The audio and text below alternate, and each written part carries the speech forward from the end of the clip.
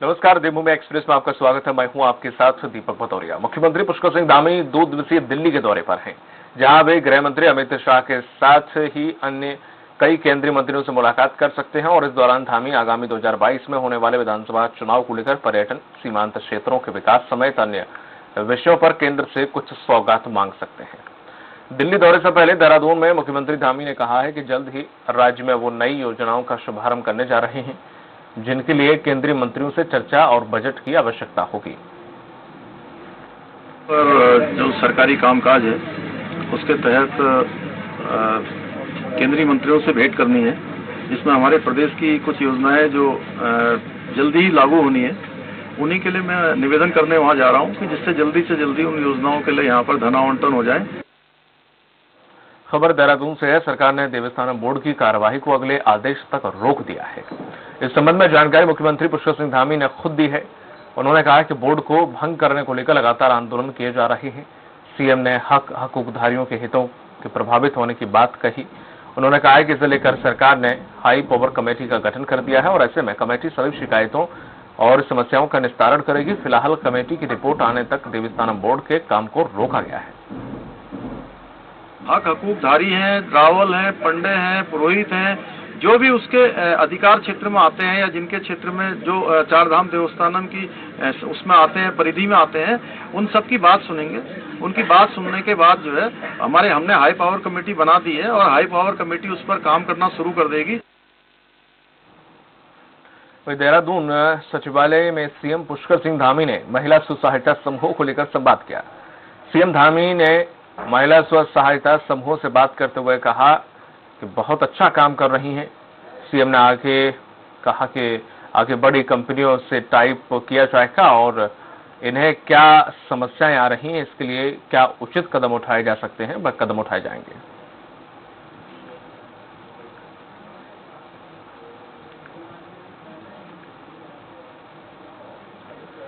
Uttarakhand BJP में अगला चुनावी चेहरा कौन होगा, ये सवाल हमेशा गर्माता रहा है, लेकिन बीजेपी प्रदेश अध्यक्ष ने मदन कौशिक ने साफ कर दिया है कि मुख्यमंत्री पुष्कर सिंह धामी ही विधानसभा चुनाव में बीजेपी का चेहरा होंगे।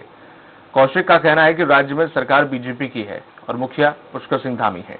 ऐसे में युवा पुष्कर सिंह धामी के नेतृत्व में ही आगामी चुनाव लड़ा जाएगा। तौर पर जब मुख्यमंत्री हमारे हैं तो मुख्यमंत्री के नेतृत्व में चुनाव होगा और मुख्यमंत्री के नेतृत्व में चुनाव होता है तो उस प्रक्रिया को उन्हीं के नेतृत्व में माना जाता है। और हमारी पार्टी लोकतांत्रिक पार्टी है। चुनाव के बाद हम सब मिल बैठकर इस विषय को आगे बढ़ाते हैं। आज पुष्कर सिंह धामी हमारे नेता हैं, इनके नेतृत्व में हम चुनाव लड़ेंगे। एक युवा चेहरा हमारे पास। कालाडूंगी में कैबिनेट मंत्री और विधायक बंशीधर भगत ने ट्रक वेलफेयर एसोसिएशन के कार्यकर्ताओं से मुलाकात की है। इस दौरान एसोसिएशन के सदस्यों ने भगत का माल्यार्पण करके जोरदार स्वागत किया। वहीं कैबिनेट मंत्री ने ट्रक वेलफेयर एसोसिएशन की समस्याएं सुनी। साथ ही भगत ने कहा है कि कोई भी बाहरी व्यक्ति एसोसिएशन में हस्तक्षेप करेगा तो मैं स्वयं वेलफेयर एसोसिएशन के साथ हूं। इस दौरान एसोसिएशन के अध्यक्ष बसंत जोशी सहित दर्जनों बीजेपी कार्यकर्ता मौजूद रहे। तो आज मैं यहाँ आया तो इन्होंने अपनी बात रखी है। जानकारी में यह है कि कुछ बाहर के लोग आकर इनको डिस्टर्ब कर रहे हैं, तो हमने इनको आश्वस्त किया है कि कोई गलत काम तुम मत करना, ठीक काम के लिए हम तुम्हारे साथ कदम से कदम मिलाकर खड़े होंगे। राजधानी देहरादून में बीजेपी ने प्रदेश कार्यालय में ई संवाद कार्यक्रम का आयोजन किया, जिसमें विकास की बात बूथ के साथ और विकास के बढ़ते कदम पर जोर दिया गया। कार्यक्रम में मुख्यमंत्री पुष्कर सिंह धामी और प्रदेश अध्यक्ष मदन कौशिक ने प्रत्येक बूथ के कार्यकर्ताओं के साथ वर्चुअल संवाद किया। इस दौरान संगठन ने नए कार्यक्रम की शुरुआत की है, जिसमें प्रदेश के 11,235 बूथों तक राज्य सरकार की कल्याणकारी योजनाओं और नीतियों की जानकारी साझा की जाएगी। वहीं मुख्यमंत्री ने भी संगठन की इस पहल का स्वागत किया है। इसी संवाद कार्यक्रम का उद्देश्य सरकार की जो कल्याणकारी योजनाएं हैं, सरकार की जो लाभकारी योजनाएं हैं, अंतिम छोर तक बैठे हुए व्यक्ति तक हम अपने कार्यकर्ताओं को ये सारी बताते हुए उनको आगे बढ़ाने का काम करेंगे। आज इस कार्यक्रम में प्रदेश की विकास की योजनाओं के संबंध में माननीय मुख्यमंत्री जी ने पूरे प्रदेश के हमारे युवाओं को, नौजवानों को और हमारे कार्यकर्ताओं को, एक जो हमारा मजबूत संगठन है उससे जुड़े हुए हमारे सभी कार्यकर्ताओं को अवगत कराया है। अखिल भारतीय ओबीसी महासभा से जुड़े लोगों ने सीएम से हर की पौड़ी को देवस्थानम बोर्ड के दायरे में लाने की मांग की है। महासभा के लोगों ने इस संबंध में सिटी मजिस्ट्रेट को सीएम के नाम ज्ञापन दिया है। ओबीसी महासभा के राष्ट्रीय सचिव विजय सिंह पाल ने कहा है कि उत्तराखंड सरकार ने देवस्थानम बोर्ड का गठन करके बहुत ही सराहनीय काम किया है। उत्तराखंड में बड़ी संख्या में ओबीसी समाज के लोग रहते हैं, इसलिए उनकी मांग है कि देवस्थानम बोर्ड में ओबीसी समाज के सदस्यों को भी शामिल किया जाए। उन्होंने कहा कि हर की पौड़ी में भी उत्तराखंड के बड़े तीर्थ स्थानों में शामिल हैं और उसे भी देवस्थानम बोर्ड में शामिल किया जाए तो बेहतर रहेगा। सरकार की अच्छी मंशाओं को प्रदर्शित करता है। वो अच्छी मंशाएं हरिद्वार में लागू क्यों नहीं होती? वो सिर्फ पहाड़ी क्षेत्रों में ही क्यों लागू होती हैं? हरिद्वार में जो सबसे बड़ा तीर्थ है उत्तराखंड का, उस समय इस ऐसे स्थान पर अगर देवस्थानम बोर्ड शामिल यहाँ लागू किया जाता है तो निश्चित रूप से पूरे देश में, पूरे विश्व में एक बहुत अच्छा संदेश जाएगा उत्तराखंड सरकार के प्रति। तो हमारा ये ज्ञापन आज इन्हीं दो उद्देश्यों को लेकर के है। खबर हरिद्वार से है, जहां पर कांग्रेस के वरिष्ठ नेता महेश प्रताप राणा ने स्थानीय विधायक पर जमकर निशाना साधा। उन्होंने कहा कि रानीपुर विधानसभा क्षेत्र में सड़कों की हालत खस्ता है। क्षेत्र में कोई भी विकास कार्य विधायक के द्वारा नहीं कराए गए हैं। उन्होंने कहा है कि हॉकी खिलाड़ी वंदना कटारिया के घर जाने के दौरान सड़कों पर जल भराव होने के कारण विधायक जी को पैदल ही जाना पड़ा था। विदेशों की तरह प्राइवेट सेक्टर को भी वंदना जैसे खिलाड़ियों को गोद लेना चाहिए। आमंत्रित करूंगा प्राइवेट सेक्टर को भी आना चाहिए विदेशों की तर्ज के ऊपर। वो अपनी इतनी बड़ी बड़ी इंडस्ट्रियां चला रहे हैं, यहाँ सिडकुल में ही चले जाओ। इतना बड़ा मुझे बड़ा दुख का विषय हो रहा है कि इतनी बड़ी बड़ी कंपनियां होने के बावजूद एक ने भी वंदना कटारिया को अडॉप्ट नहीं किया है, उसके गांव को अडॉप्ट नहीं किया है। बड़े बड़े बोर्ड लगाने के लिए तो सब तैयार हो जाते हैं कि जी हम ये कर रहे हैं, हम कूड़ा उठवा रहे हैं, फलाना कर रहे हैं, परंतु क्यों नहीं आप स्पोर्ट्स की तरफ? इनको भी ये भी देशभक्त हैं। वक्त फिलहाल छोटे से ब्रेक का, जल्द होंगे हाजिर।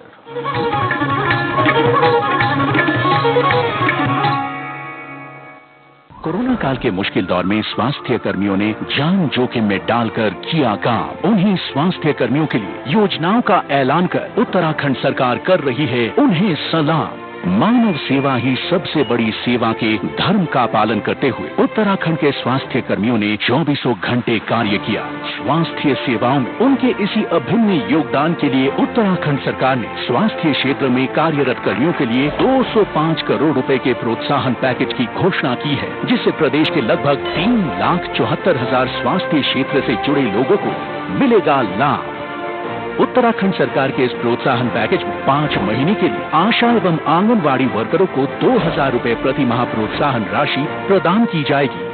स्वास्थ्य विभाग के ग्रुप सी एवं डी के कार्मिकों को 3,000 रुपए तथा चिकित्सकों को 10,000 रुपए की धनराशि प्रोत्साहन स्वरूप दी जाएगी, जिसके माध्यम से लगभग 61,000 कार्मिकों को लाभान्वित किया जाएगा। 1,120 आशा एवं आंगनवाड़ी वर्करों को डिजिटल युग में सरकार की योजनाओं को डिजिटली लोगों तक पहुँचाने के लिए एक टैबलेट प्रदान किया जाएगा। कोरोना के इस मुश्किल समय में कार्मिकों को कोरोना से सुरक्षित रखने के लिए भी सरकार ने योजना बनाई है, जिसमें कोविड-19 के दुष्प्रभाव से बचाने तथा इनमें रोग प्रतिरोधक क्षमता बढ़ाने के उद्देश्य से इन्हें आयुर्वेदिक एवं होम्योपैथिक किट भी वितरित की जाएगी। जनपद हरिद्वार एवं पिथौरागढ़ में राजकीय मेडिकल कॉलेज की स्थापना की जाएगी, जिसके लिए चालू वित्तीय वर्ष में 70 करोड़ की धनराशि अवमुक्त की जाएगी। हमारे चिकित्सा के क्षेत्र में काम करने वाले डॉक्टरों एवं पूरी टीम उन्होंने बहुत ही सूझबूझ से, गंभीरता से, संवेदनशीलता से बहुत शानदार तरीके से काम को किया। मैं इसके लिए आप सबको बधाई देता हूँ। कोरोना काल में कर्तव्य निष्ठा से स्वास्थ्य कर्मियों ने बचाई राज्यवासियों की जान। अब मानव सेवा के लिए उत्तराखंड सरकार स्वास्थ्य कर्मियों का कर रही है सम्मान। उत्तराखंड सरकार ने बेटियों के जन्म को प्रोत्साहित करने और उनके जीवन को सुरक्षित बनाने की दिशा में बड़ी पहल करते हुए मुख्यमंत्री महालक्ष्मी योजना का शुभारंभ किया है। ये योजना गर्भवती महिलाओं और उनकी नवजात बालिका शिशु के सुरक्षित भविष्य के लिए बेहद लाभकारी है। माँ और नवजात बालिका शिशु की अतिरिक्त देखभाल, पोषक आहार, स्वच्छ और सुरक्षित वातावरण देने के लिए उत्तराखंड सरकार ने शुरू की है मुख्यमंत्री महालक्ष्मी योजना। कोई क्षेत्र ऐसा नहीं है जिस क्षेत्र में हमारी बेटियां पीछे हों। देश के अंदर पायलट से लेकर इंजीनियर से लेकर डॉक्टर से लेकर चाहे सरकारी चाहे भारतीय प्रशासनिक सेवाएं हों। महालक्ष्मी किट में राज्य सरकार गर्भवती महिलाओं के लिए सूखे मेवे, गर्म कपड़े, सैनिटरी नैपकिन, कंबल शॉल, साबुन और सरसों का तेल दे रही है। वहीं कन्या शिशु को गर्म कपड़े, टॉवल, टीकाकरण कार्ड और बेबी साबुन, बेबी ऑयल दिया जा रहा है। मुख्यमंत्री महालक्ष्मी योजना का उद्देश्य राज्य में लैंगिक असमानता को खत्म करते हुए बेटियों के लालन पालन को प्रोत्साहित कर प्रधानमंत्री श्री नरेंद्र मोदी जी के बेटी बचाओ बेटी पढ़ाओ अभियान के लक्ष्य को प्राप्त करना है। उत्तराखंड सरकार द्वारा शुरू की गई महालक्ष्मी किट पाकर आज महिलाएं भी बेहद खुश और संतुष्ट हैं। बहुत फायदेमंद है और किट में इसमें बच्चे का सामान भी है और हमारे लिए भी बहुत सारे सामान है जो कि हमें डेली यूज में यूज करना ही होता है बच्चे के लिए, तो ये बहुत प्रॉफिटेबल है। बेटियों के लिए बहुत फायदा है, इसमें बहुत अच्छी अच्छी चीजें मिली है माताओं को और बच्चे के लिए। इसमें नैपकिन वगैरह और फ्रूट्स वगैरह जैसे होता है वो सब दिए गए हैं, तो मुझे तो बहुत पसंद आया है। मुख्यमंत्री महालक्ष्मी योजना के तहत पहली 2 बालिकाओं या जुड़वा बालिकाओं के जन्म पर माता और नवजात कन्या शिशु को मुख्यमंत्री महालक्ष्मी किट उपलब्ध कराई जा रही है। अपने नजदीकी आंगनबाड़ी केंद्र में आज ही पंजीकरण कराएं और मुख्यमंत्री महालक्ष्मी योजना का लाभ उठाकर अपनी बेटियों का सुरक्षित और सुनहरा भविष्य संवारें। मुख्यमंत्री महालक्ष्मी योजना हमारी बेटियों को एक स्वस्थ और सुरक्षित भविष्य देने का प्रयास है। बेटियां हमारे देश का भविष्य हैं। बेटियों के चेहरे पर मुस्कान लाकर ही हम अपने समाज को और अधिक खुशहाल बना सकते हैं। स्वस्थ हो मातृत्व, सुरक्षित हो बचपन, कुल ज्योति कन्या से रोशन हो जीवन। कोरोना काल के मुश्किल दौर में स्वास्थ्य कर्मियों ने जान जोखिम में डालकर किया काम। उन्हीं स्वास्थ्य कर्मियों के लिए योजनाओं का ऐलान कर उत्तराखंड सरकार कर रही है उन्हें सलाम। मानव सेवा ही सबसे बड़ी सेवा के धर्म का पालन करते हुए उत्तराखंड के स्वास्थ्य कर्मियों ने 24 घंटे कार्य किया। स्वास्थ्य सेवाओं में उनके इसी अभिन्न योगदान के लिए उत्तराखंड सरकार ने स्वास्थ्य क्षेत्र में कार्यरत कर्मियों के लिए 205 करोड़ रुपए के प्रोत्साहन पैकेज की घोषणा की है, जिससे प्रदेश के लगभग 3,74,000 स्वास्थ्य क्षेत्र से जुड़े लोगों को मिलेगा लाभ।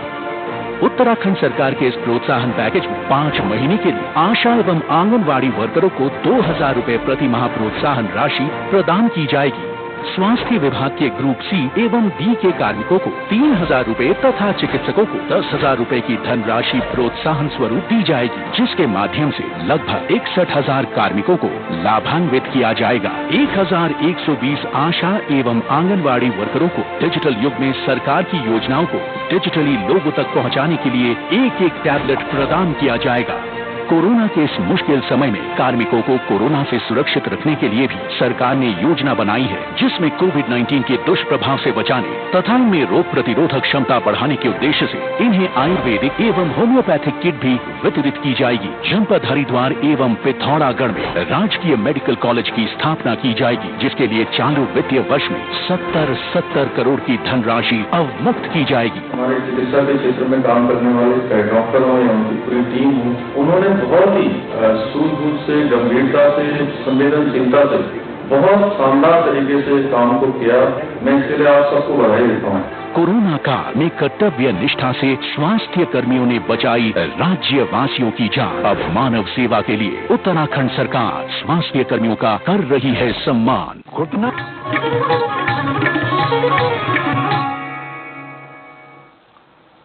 ब्रेक के बाद आपका स्वागत है और करते हैं अगली खबर की। नैनीताल में पिछड़ा आयोग की अध्यक्ष डॉक्टर कल्पना सैनी ने अधिकारियों के साथ बैठक की। बैठक के बाद उन्होंने कहा है कि गरीब तबके की सहायता करना और उनके अधिकार दिलाना आयोग का कर्तव्य है, इसलिए अधिकारी संवेदनशील होकर अपने कर्तव्यों का निर्वहन करें। सभी विभागीय अधिकारी अपने विभाग में बैकलॉग रिक्तियां शीघ्र शासन को भेजने सुनिश्चित करें और ताकि बेरोजगार युवाओं को रोजगार मिल सके। डॉक्टर सैनी ने कहा है कि राज्य सरकार और केंद्र सरकार की कल्याणकारी योजनाओं का विस्तृत प्रचार प्रसार कर जनता को जागरूक किया जाए। तो ओबीसी आयोग इसके लिए चिंतित था, कहीं ऐसा तो नहीं है कि उस समाज के लोगों को वंचित किया जाएगा। उसके लिए समीक्षा की, भविष्य में तीसरी लहर को लेकर जानकारी ली, जाति प्रमाण पत्र को लेकर के अगर प्रशासन के सामने कोई परेशानी आ रही है वो भी हमें बताए, उसको भी हम समाधान का प्रयास करेंगे। जनपद नैनीताल के हल्द्वानी में महिला सशक्तिकरण एवं बाल विकास मंत्री रेखा आर्य ने मुख्यमंत्री महालक्ष्मी किट का वितरण किया। मंत्री आर्य ने 61 लाभार्थियों को किट देकर सम्मानित भी किया। मंत्री आर्य ने कहा कि हमें बेटियों का सम्मान करना होगा और उन्हें शिक्षित करना होगा, तभी हमारे समाज का विकास होगा। मंत्री आर्य ने कहा है कि प्रकृति और संविधान ने समानता का संदेश दिया है, इसलिए बेटियों को प्रोत्साहित करना हमारा दायित्व है। जिनकी 2 लड़कियां होंगी उनको हम इसके लाभार्थी बनाएंगे, उनको हम। चमोली जिले के सैनिक कल्याण विभाग के कर्मचारी अपनी 2 सूत्रीय मांगों को लेकर 3 अगस्त से हड़ताल पर हैं। कर्मचारियों को हड़ताल करते 8 दिन हो गए हैं। बता दें कि कर्मचारी 7वें वेतनमान और कर्मचारियों को विभागीय संविदा में समायोजित करने जैसी अहम मांगों को लेकर हड़ताल कर रही हैं। कर्मचारियों की ने कहा है कि मांगें पूरी नहीं होने पर अनिश्चितकालीन कार्य के बहिष्कार करने की भी उन्होंने चेतावनी दे दी है। इसमें प्रथम मांग यह है कि हमें 7वां वेतनमान का लाभ दिया जाए। दूसरी मांग यह है कि विभाग में नियमितीकरण किया जाए। सैनिक कल्याण विभाग में जितने भी नियमित कर्मचारी हैं और जो अधिकारी वर्ग हैं उनको 7वां वेतनमान का लाभ जो है बहुत पहले दिया जा चुका है, लेकिन हमें बार बार आश्वासन दिए जाने के बाद भी जो है हमारी मांगों पे कोई ध्यान नहीं दिया जा रहा। पहला यह है कि हमें भी नियमित कर्मचारियों की तरह 7वें वेतनमान का लाभ दिया जाना चाहिए। दूसरा, कर्मचारियों को जो समस्त कर्मचारी उपनल के माध्यम से सैनिक कल्याण विभाग में कार्यरत हैं, हमारी ये मांग है कि हमें जो है सभी कर्मचारियों को विभागीय संविदा में परिवर्तित किया जाए। रुड़की के बेलड़ा गांव में जल निकासी की समस्या के समाधान के लिए तालाब की खुदाई को लेकर भ्रष्टाचार का मामला सामने आया है। ब्लॉक के अधिकारियों ने ठेकेदार के साथ मिलीभगत कर तालाब की खुदाई कार्य को बीच में ही छुड़वा दिया। ग्रामीणों का आरोप है कि तालाब के चारों ओर लगे पेड़ को काट दिया गया है। यही नहीं, मनरेगा के तहत मजदूरों से काम कराने के बजाय जेसीबी से खुदाई कराई गई। ग्रामीणों का अधिकारियों के खिलाफ आक्रोश है और उन्होंने एसडीएम से इस मामले की शिकायत की है। प्रॉपर एक तो लिस्टिंग करवाया गया है कि कौन कौन से तालाब ऐसे हैं, एक तो मौके से जिससे इंक्रोचमेंट हटाना है और दूसरा मौके में जिनको उसके नेचर में लेके आना है। तो उसमें कई सारे तालाबों की लिस्ट दोनों ब्लॉक को उपलब्ध कराई गई है। उसमें सीडीओ सर के भी डायरेक्शन है कि और हाईकोर्ट के भी डायरेक्शन है। तो अगर कहीं पे प्रॉपर नहीं हुआ है, जो आपके द्वारा बेल्डा का इशू बताया जा रहा है, तो उसको पुनः चेक करवाया जाएगा ब्लॉक के माध्यम से। सरकार ने पैसा दिया लेकिन वो पैसा यहाँ नहीं लगा। कुछ निवासियों में मांगेगा इस बार पॉपलाइन मशीन से खुदाई हुई और उसी की मिट्टी उठाकर ट्रॉली से भर के बाहर भेजी गई। वो यानी कि मजदूरों से कोई काम नहीं, कुछ दिया, थोड़ा बहुत दिखा बात बनी लास्ट में, वो भी लगभग 20-50 मजदूर ऐसे करके दिखा दिए, नहीं तो कोई काम नहीं हुआ इसमें। सब काम बिल्कुल मशीन से हुआ। इसकी हमारे पास वीडियो भी है। पिथौरागढ़ के बागबानी मोरी गांव में नदी के तेज बहाव से अरुणाचल में तैनात गिरफ्त का एक जवान नदी में बह गया। परिजनों की शिकायत पर पुलिस और एसडीआरएफ की टीम ने रेस्क्यू किया है, पर जवान का अभी तक सुराग नहीं पता लगा है। बताया जा रहा है कि कुछ दिन पहले राजन सिंह भवन निर्माण की सामग्री खरीदने के लिए शहर जा रहे थे, तभी वो नदी में बह गए। फिलहाल एसडीआरएफ की टीम रेस्क्यू में लगी।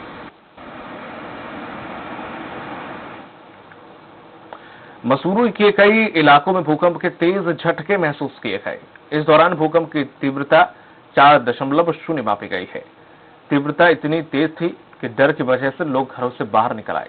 दोपहर 1:47 पर यह झटके लगे। फिलहाल कहीं से कोई नुकसान की खबर तो नहीं है। मसूरी में भूकंप के झटके के बाद लोगों में दहशत जरूर है। लोगों की माने तो दोपहर को अचानक आए भूकंप से वह बुरी तरह से डर गए और घर में रखा सामान अचानक हिलने लगा।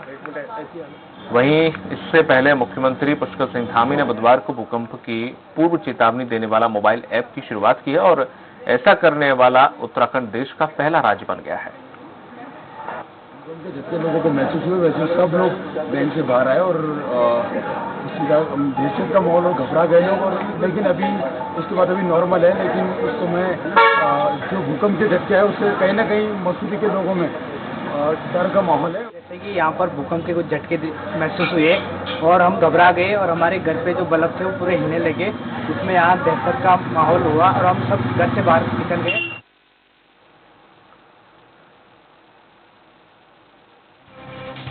इस वक्त की बड़ी खबर मंदसौर से। तालाब में डूबने से 2 भाइयों की मौत हो गई है। तालाब में नहाने के दौरान ये घटना हुई। तालाब में नहाने गए थे गोविंद और लखन, दोनों भाई हैं। मौके पर मौत हो गई है। सीता मऊ थाना क्षेत्र के रहीमगढ़ गांव की घटना बताई जा रही है। गांव में मातम पसर गया है कि नहाने के लिए दोनों बच्चे गए थे, दोनों भाई हैं, वे दोनों ही डूब गए पानी में। इस वक्त ये बड़ी खबर हम आपको बता रहे हैं, तालाब में नहाने के दौरान ये हादसा हुआ जिसमें गोविंद और लखन की मौत हो गई है। दोनों सगे भाई थे। मंदसौर से ये बड़ी खबर इस वक्त की हम आपको बता रहे हैं। तालाब में नहाने के दौरान जो बच्चे डूब गए। स्वराज एक्सप्रेस से आपसे अपील करता है कि इस वक्त जब मौसम इस तरह से नदी नाले से दूर रहें, नहाने की कोशिश ना करें। इस वक्त की यह खबर जो मंदसौर से हम आपको बता रहे हैं, तालाब में नहाने के दौरान ये दो बच्चे गहरे पानी में चले गए और डूब गए। गोविंद और लखन ये दोनों भाई थे।